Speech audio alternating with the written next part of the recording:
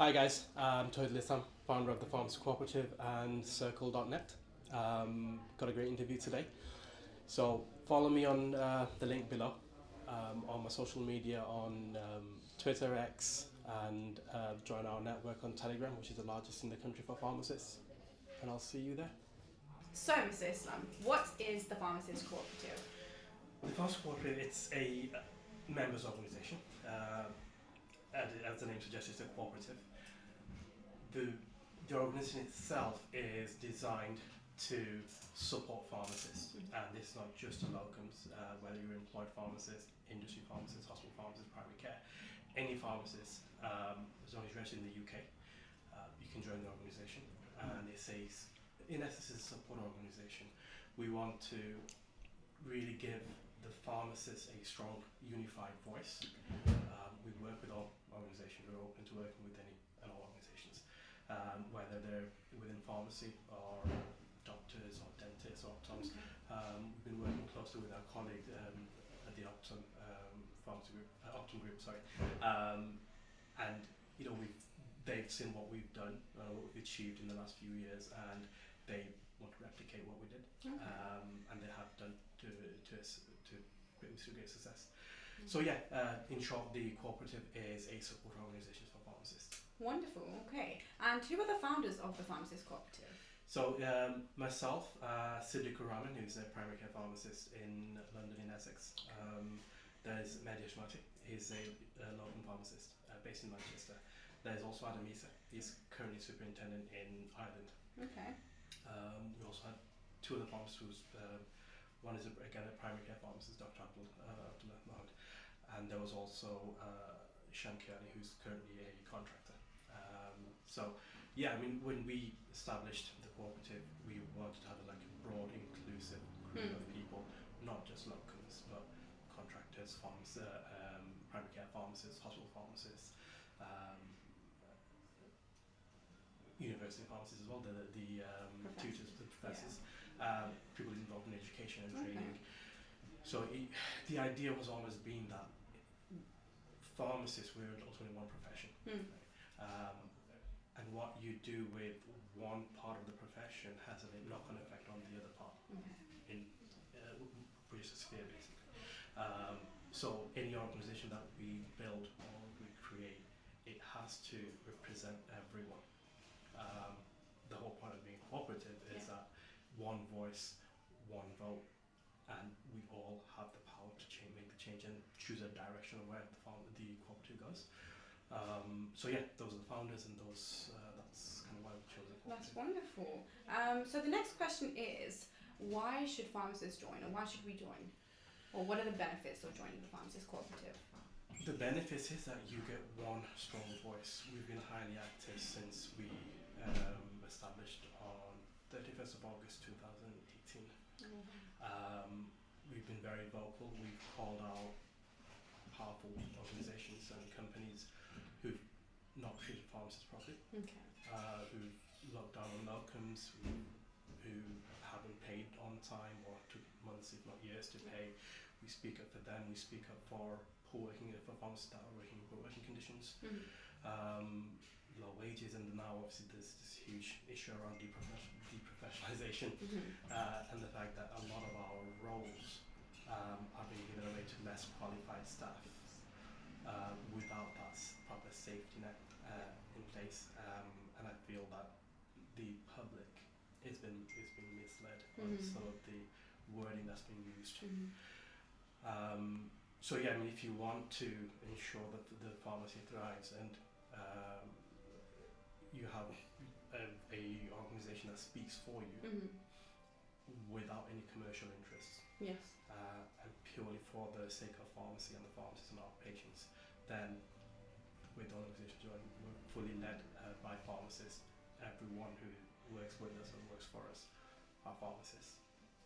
So we're literally the only organisation in the UK which is fully run by pharmacists at the moment. Okay. So yeah.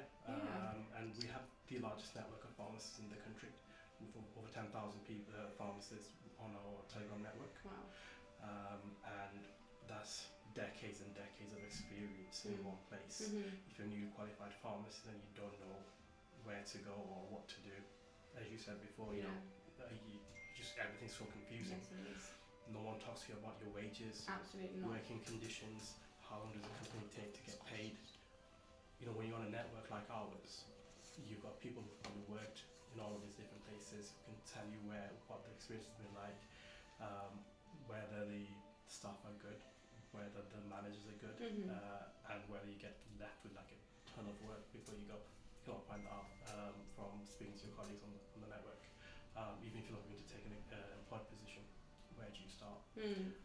Recently, with a lot of people who want to move into primary care, they didn't have a network, but didn't know who to go to.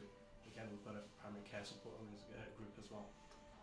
And anyone who's interested in working in primary care, IP or ACP, they can join that group, ask all the questions they want, and hopefully get an answer to. Yeah, get reliable answers too. Okay, fantastic. So how do we join? Pretty straightforward. Just go to our website. You can register and become a professional member. Right at the bottom of the page, there is a link for the Telegram to join our Telegram network. Every link is there for the free and open group. Vast majority of the people that are on the network are on the free and open group. We do have a members network, which is for professional members, for pharmacists only. Everyone's fully vetted to make sure they are pharmacists.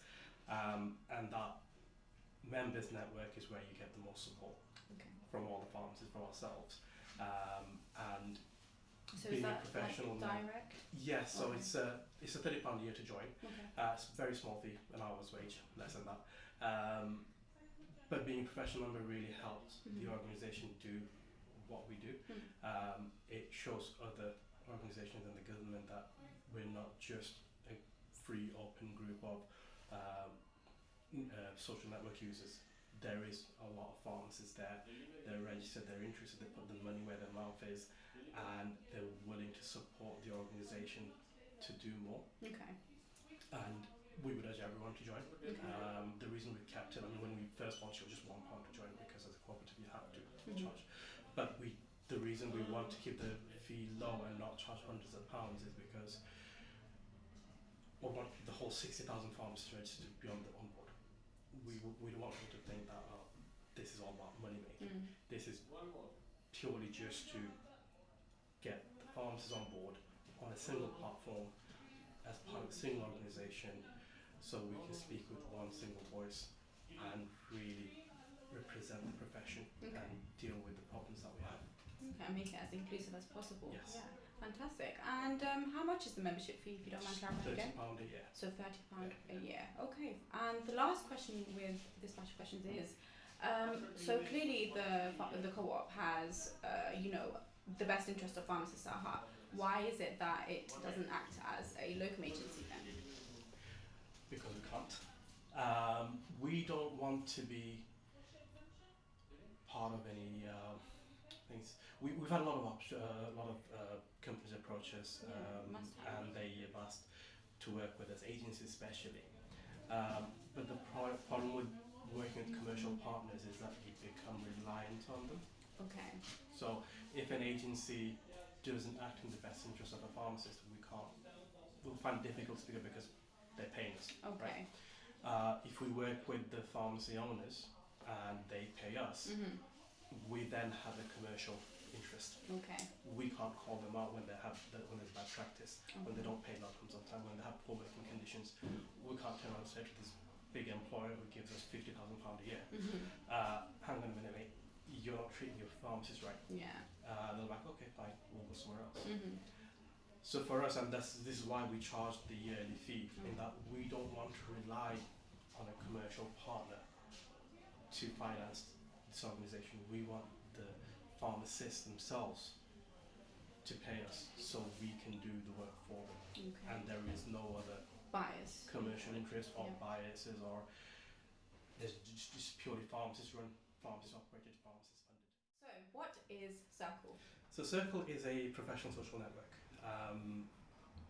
When we started the Pharmacist Cooperative network on Telegram, there was a lot of issues around Telegram getting banned. And the other thing I found was when you have thousands and thousands of people talking all day and every day. The information can get lost very, very quickly. So when you're joining, all you're seeing is a lot of messages just going, scrolling. And out of some of my admins said, the other day they said, oh, I've got 10,000 messages to go through just on the lounge. Wow. So a very, very active network. And in that you lose a lot of people as well because people lose their interest. We don't know where the shifts are going, we don't know if they've been posted, we don't know where that information was about finding some stuff on the NHS website. All of these things get lost really quick. So I worked with my developer to create a platform that's purely for healthcare professionals, especially for pharmacists. Now, everything I've put into Syrkle, all the features and everything that's coming as well, is the idea is to have everything in one place. It's a lot more organized. You have clinical questions that you can ask and it pops like a story, and then you can follow that as well. You can answer, you can search for certain topics. If you post stuff around rates, and also we take rate reviews as well.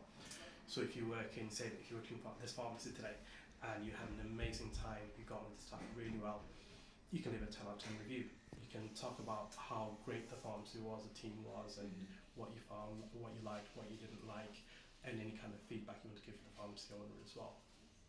And you can say what rate you worked for. But using that data, we can map out what the average rate is all over UK. So we have what we used to call a heat map, which is a completely wrong name. It's actually a CoOp of UK, and all the data that we've collected so far, we've put onto map, and the darker areas are highest rates, larger areas are lower rates.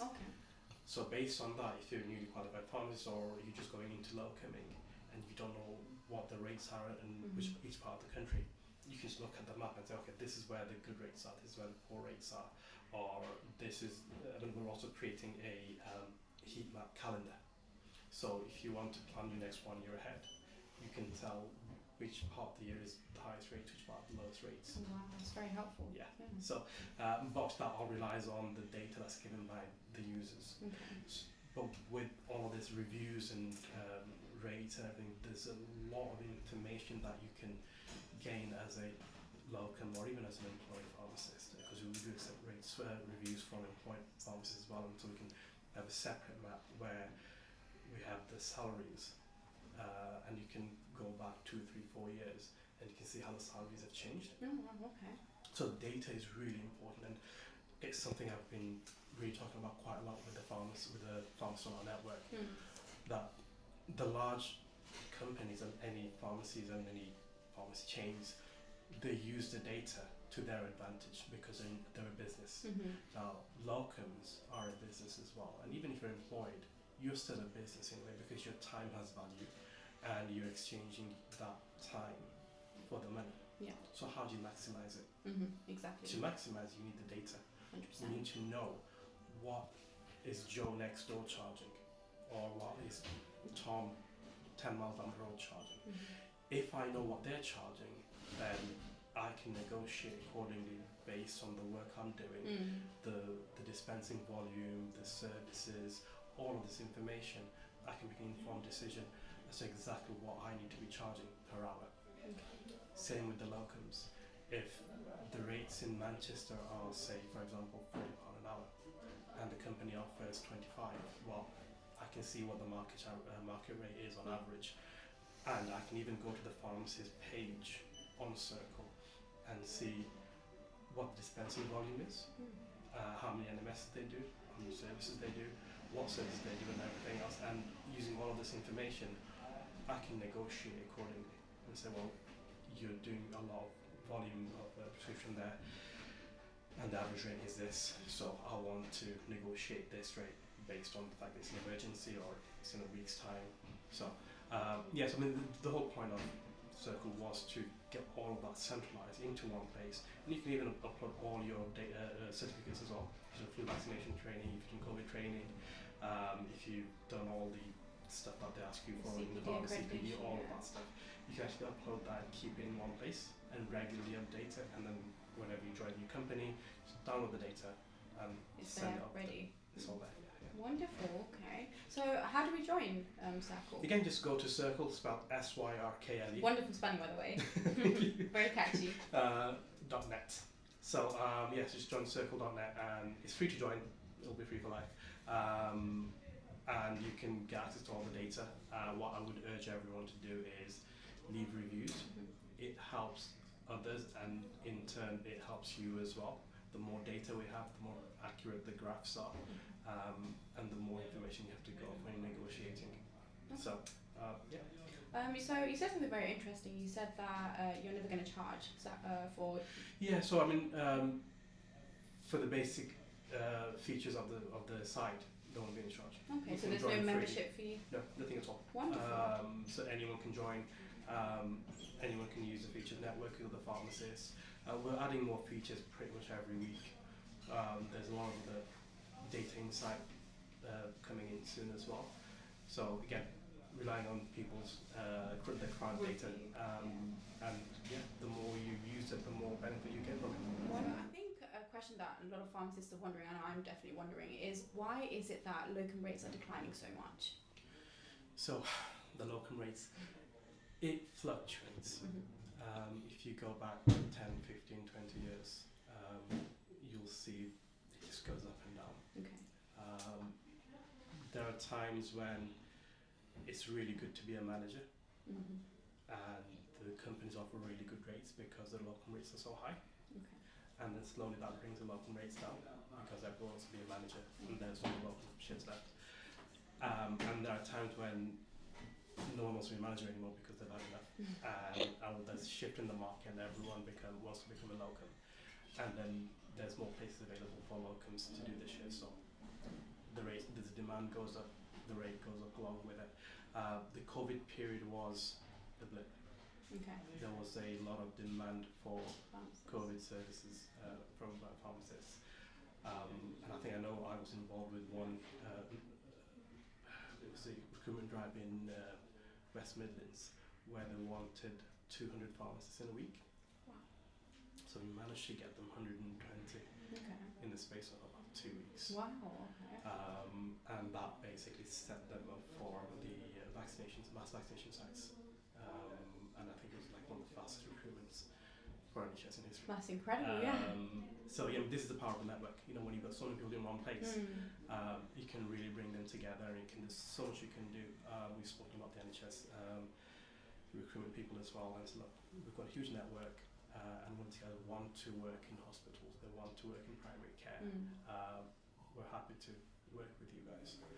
So for us, it's the power of the network is the people that join, and being active and sharing knowledge, helping the newly qualified, helping people who are coming from different sectors. That's really the power of the network.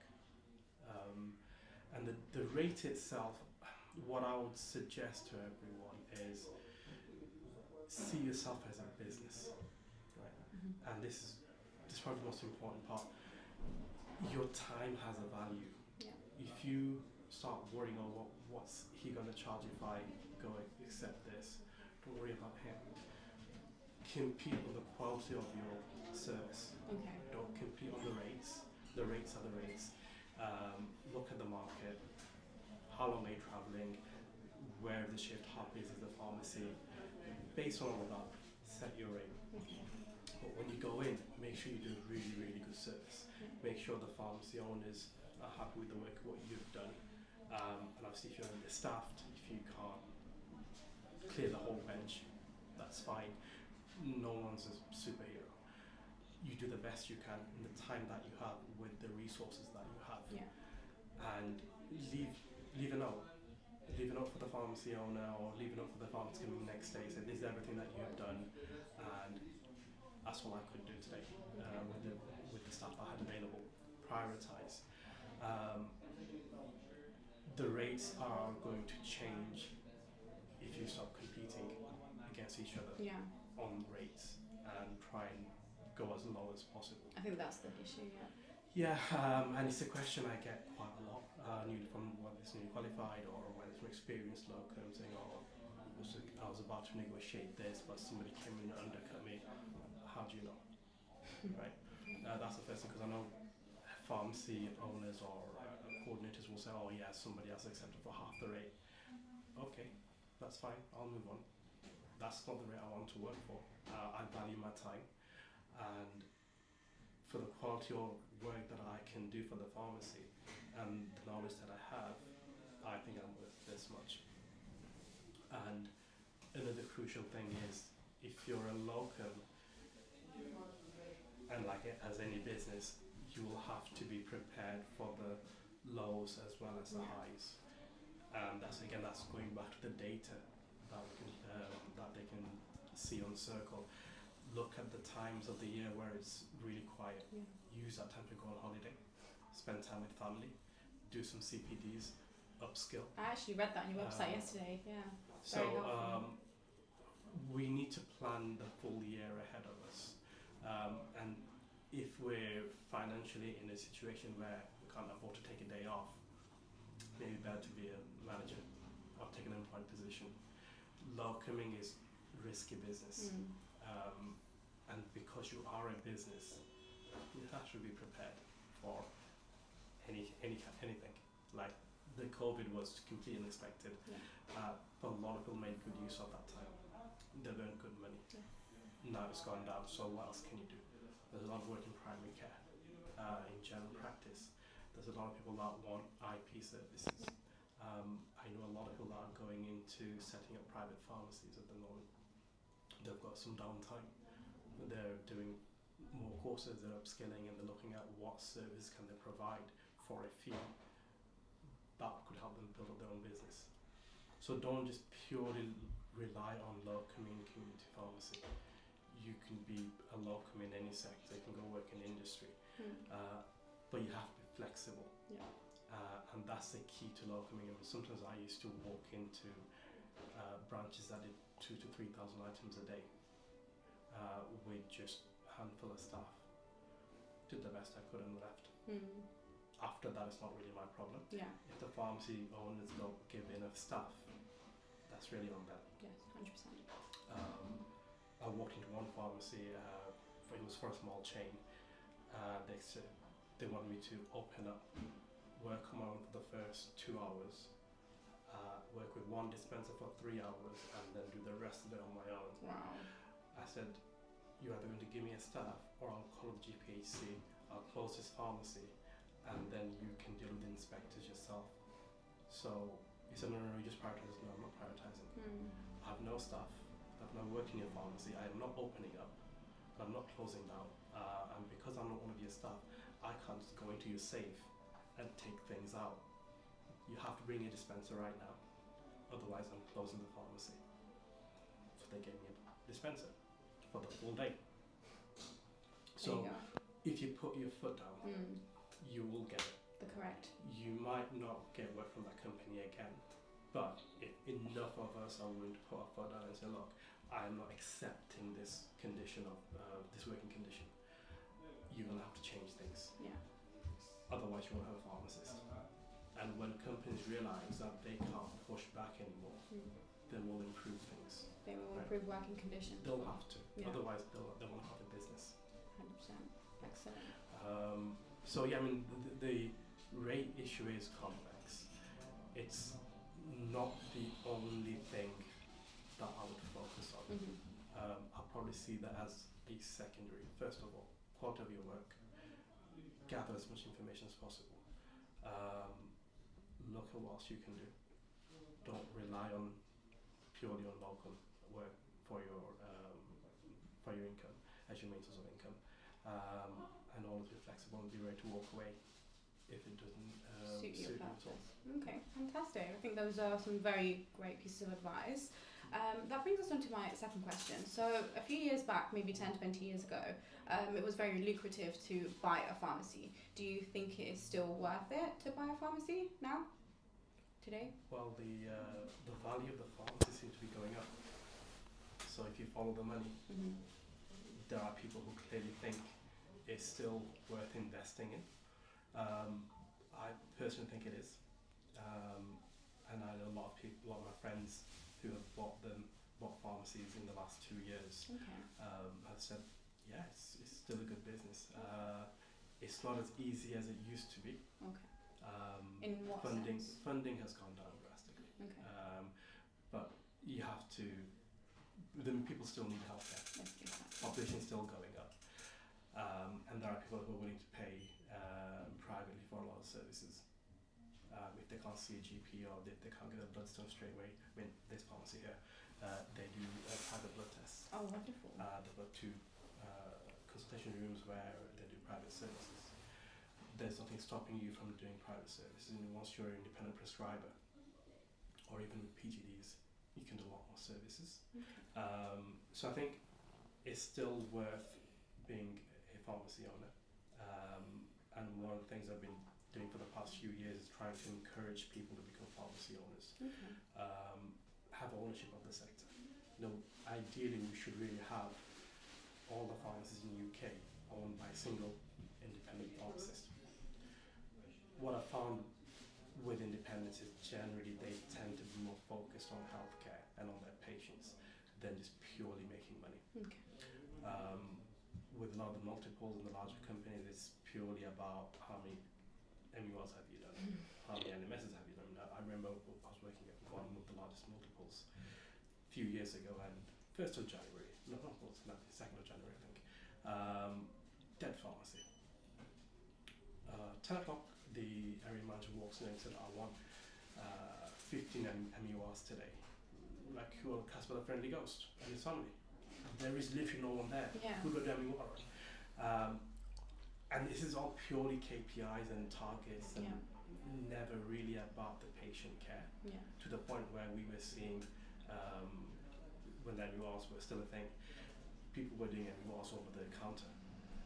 Right? And a lot of people got in trouble for that. But the environment it created with the pressures from the head office that you have to MURs, how many MURs have you done? What have you done? Why haven't you achieved this many MURs today or this week? And you have pharmacy managers in tears because, like, what can we do? There is no staff. We're overworked, and we just don't get the right people in. I was in part of a area managers call with another supermarket pharmacy where the area manager shouting at the pharmacy managers saying, you're not doing hitting your targets, I'm not hearing excuses. Well, give me the right farm with the right patients and I'll do them all day. But again, it's turning MURs and this NHS services into cash cows. That's not why the services are there. Pharmacy First, NMS, the old MURs, they were there to support the patients, to help them with their medication. If they needed it, right? If they needed it, yes. Not just, I need to hit my target for this week. I've got to get 20 and I'll get my Christmas bonus of 50. That's not why the NHS provides those services. And that's not what they pay for, £28 for a service. It needs to be value for money for the taxpayers as well. And that's where I think that's the difference between the independent pharmacy owners and the more commercially focused multiples, where with independents they're really focused on ensuring the patients are looked after. And that's what I've seen with when independent pharmacy opens up an area multiple, they take over the business. Right? Also, this pharmacy I worked 10 years ago when it was part of another multiple, and it was dead. And when Zishan took over, it's completely changed. I mean, you told me you're doing 15,000 items. 15,000 a day, and they used to do 3,000 or 4,000 items. Wow. Okay. So, and it runs private services. So, in a place like this where it's not a well-off area, but people are willing to pay for the private services, these 2 constitutions are usually quite busy with the patients. So, there's a lot of things we can do. We just need to innovate, and I think it's still worth being a pharmacy owner. Okay, fantastic. And that kind of brings me on to my next question, which is what do you think, or do you have any concerns surrounding the new powers being given to pharmacy technicians? I think it's too much too quick. When you've got 50% of the technicians who've been grandparented in without any formal training. The rest are NVQ level 3. And then I think according to PDA figures, if I remember correctly, you can basically get the answers online for these NVQ exams. So I'm not saying that's why everyone does. What I'm saying, when you have the answer, when it's so easy to become NVQ level 3, and then on top of that they're on minimum wage, probably £1 more than minimum wage. You're giving them clinical work that they have no competency for. No proper training. You want them to run actual pharmacies with the pharmacist not being present there, be in charge of the whole dispensing. I mean, by their very nature, their expertise is in technical work, not clinical work. So when we use the term pharmacy professionals, technician is a occupation, it's not a profession by the very definition. So to call them a professional, you're kind of deprofessionalizing the pharmacy as a profession. If they go through proper training, they go to university, they get the clinical knowledge, sure, why not? I'm more than happy for it. But as pharmacists, we need to set our boundaries for the interest of our patients, and the fact that we are taking legal and clinical responsibility for anything that happens within the pharmacy. So if a technician makes a mistake because they thought that was the right thing to do, that is ultimately it's on us, because we deem them to be competent to be able to carry out these duties. And if you ask the vast majority of the pharmacists, they probably don't agree with it. Even if you ask the technicians, most of them probably won't agree with it. A very small minority will, because they work in primary care, they work in hospital where the training is completely different, and they want to be able to do more. Fair enough. If you got the training and the support, and you achieved and you pass your exams to that higher level, then go for it. No issues there at all. But when you've got a workforce, vast majority of whom are in community, who don't get the training, who are doing probably dispensers and the healthcare assistant's job on top of their own job at minimum wage, and where, according to FTP stats, 80% don't turn up to any FTP hearings when there is a when they get called. You can't really blame them, they're on minimum wage. Then you have a lot of issues there. They need to be first resolved before you give them more workload. And if they are going to be taking on more clinical workload, should we not discuss them being on better wages as well? Something that reflects the responsibility that they will have. Because I'm not hearing the cheerleaders for these new powers saying anything about the wages. Right? You see people on social media saying, "Oh, I know technicians are better than pharmacists." Okay, cool. Would you not like to give them your wages, or would you like to ensure that they get more wages than you because you think they're better than pharmacists? Not a peep from them. So I think there's a lot of hypocrisy in this, and there's a lot of people who would potentially make a lot of money from reducing the pharmacist hours and ensuring that work can be done by technicians. So if you follow the money, I think there's a lot more questions that need to be asked. Definitely.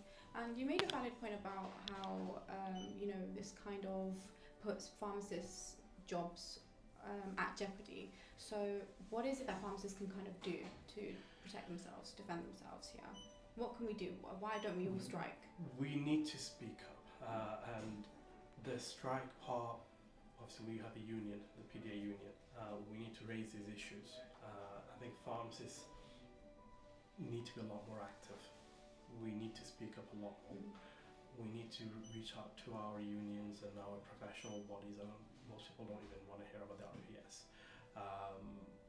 Half the time they don't really know what they do. We hear from the RPS every now and again when it's time for election. But pharmacists in general, we're not very active in pushing back against these kind of changes, and we need to do a lot more of that. And that's probably going to be the only way we can fight back. And join the TPC, join our network. The more people we have on our network, the more we can speak up for you. Definitely. And so why do you think pharmacists aren't, speaking up, being more active, like you said, when it comes to... Pharmacists are like, I think it's a difficult one. There's a lot of complacency within a lot of people, and I've seen this ever since I've been qualified since 2005 now.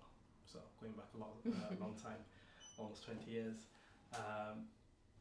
We just have to get on with it. I think that's the nature of pharmacists, that we don't like to make too much noise. Yeah. We want to go into work, do our thing, go home. Yeah. If you ask most pharmacists what does GPHC do and what does RPS do, they still get confused. Yeah. We've seen people asking, why doesn't GPHC do more about this? I mean, they're the regulators, first of all. They're not there to be our friend or supporters. They're there to protect the public from us, right? Then they start asking, why does the RPS do anything? Well, are you a member? Do you speak to the RPS? Do you call them out and ask them out? Do you write to them? Do you write to your MPs? So we need to be more politically active as well. We need to be more active on the news channels, on media. We just need to be a lot more active. Okay. If we want to make that change, we have to really go out and make it happen, and not just wait for somebody else to do it. And the problem is we have too many people in the profession who want somebody else to come and solve their problem for them, instead of going out and doing it themselves. Actively doing it themselves, 100%. And I think when it comes to this sort of thing, numbers speak volumes. So that actually brings me on to my final question. Why do you think the GPHC does not support our profession? It's not there to support us. It's there to ensure the public is safe. Yeah. If I'm being honest, I don't think it does a great job of that, or it hasn't been doing a great job of protecting the public either. You see pharmacists closing because they don't want to pay a locum a bit more. That's not been an issue for the GPHC. But when locums were charging higher rates during COVID times, suddenly we had Duncan come out, and the CEO of our GPHC come out and say, look, we shouldn't be charging higher rates. Shouldn't be. No. I personally think he should have just retracted that statement straight away. It was a silly statement to make. But the GPHC isn't there to ultimately protect us. It's there to protect the public. Okay. But I wish it would do a lot more of protecting the public. Okay. Then I think that would result in pharmacists having better protection. Like, if you go into a pharmacy where there's no staff, how is that protecting the public? Yeah. So if a pharmacist works in unrealistic pressure, they're going to make mistakes. Right? If you have untrained staff, they're going to make mistakes, because somebody is supposed to be checking the work and rechecking. Yeah. So we do the clinical checks. Then you have your dispensers who put it all together. Technicians play their role. They have ACTs. But there'll be times when just a pharmacist is expected to work on their own completely. Definitely. And the only thing they have is like a call from the head office saying, well, you can take a mental break and do your own work. And GPHC thinks that's fine. But when you're doing 500-600 items a day, how many mental breaks do you take? Exactly. Eventually you will make a mistake. So if the GPHC really wants to do its job of protecting the public, it really needs to step up. I mean, they've failed for the past 5 years on the PSA inspections. So I think a lot needs to change within the GPHC. And I know a lot of things are changing, and there are some strong voices within the GPHC, but a lot more needs to be done for the GPHC to actually protect the public. Okay. So, Mr. Islam, thank you so much for your time. It's been very, very helpful. I think you've provided us with a lot of information and a lot of answers. No, thank you for having me today. I think it's great to have these conversations, and it's great that pharmacists such as yourself are out in the media telling our stories. And thanks to MediReach as well for everything you guys are doing out there. Thank you.